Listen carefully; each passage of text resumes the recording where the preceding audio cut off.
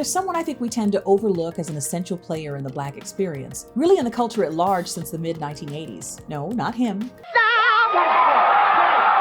Yeah, but not her this time. Stop it! Yeah, him. Arsenio Hall. I'm Dara Starr Tucker, and this is The Breakdown. Most folks got their first look at Arsenio Hall as the sidekick to Eddie Murphy in Coming to America. Kill a gun!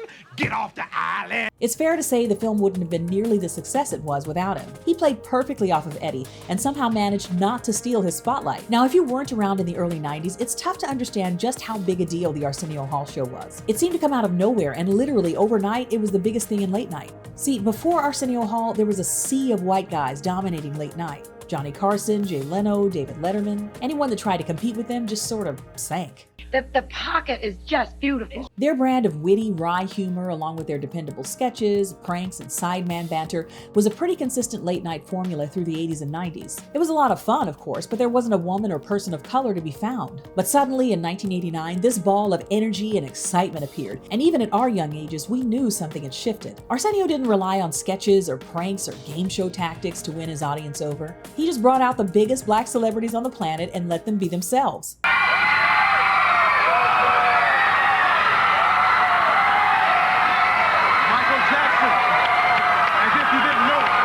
His show had kind of an improvised quality about it, at least early on. It let you know that he was just sort of winging it at times. Initially, he didn't have a huge budget or massive staff. He was just talking to his friends. And it worked, even as the show attracted a more diverse panel of guests and soared in popularity. He loved real music and real conversations. When did you tell her? What was that like, and how is she? Well, no question, it was difficult to come home and say, I have this HIV virus. There were several major cultural events that happened on his show, and if you missed it, you were just out of luck because everybody was talking about it the next day. Some of the white people screaming didn't buy rap until you did it. With his signature dog pound bark, catchphrases.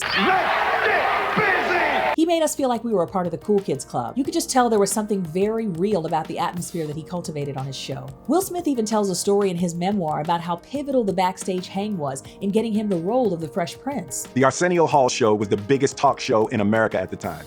Everybody who was anybody appeared on Arsenio. The show was a flashpoint, a nexus, a cosmic garden of opportunity that Arsenio knowingly and purposefully cultivated. It's pretty wild to think that he's still the only Black person to host a successful late-night network talk show. The current landscape doesn't look much different than it did back then. But for a brief moment in time, someone came in and truly disrupted the status quo. And for those of us who remember, we see the clear and lasting impact that the Arsenio Hall show left on the culture.